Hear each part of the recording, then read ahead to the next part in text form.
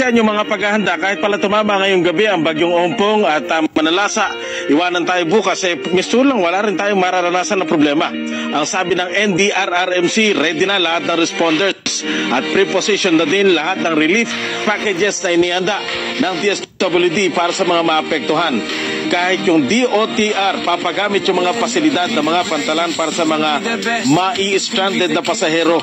At ang DFA naman tutulong din sa mga OFW na maiipit sa kanilang biyahe tulad daw ng tulong at aksyon na binigay nila nung magkaaberya ang Xiamen Airlines. Preemptive evacuation. Dati walang nagpi-preemptive evacuation kung hindi nandyan na. Personal na inaalam ni Pangulong Rodrigo Duterte ang paghahanda ng pamahalaan sa nalalapit na pananalasa ng Typhoon Ompong.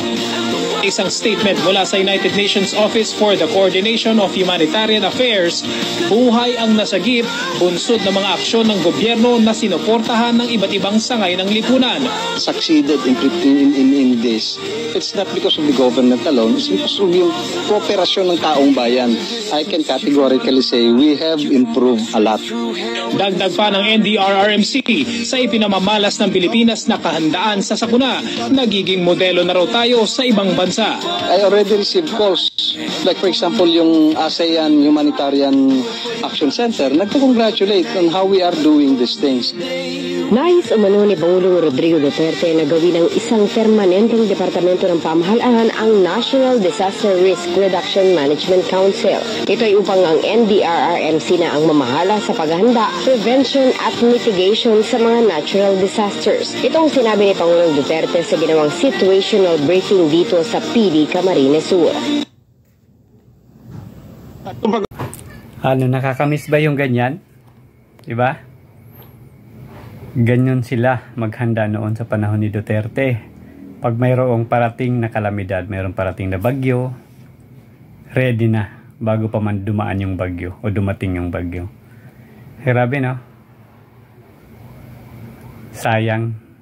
Dapat mas matagal pa yung naging termino ni Duterte. Palamura yun, pero magandang leader.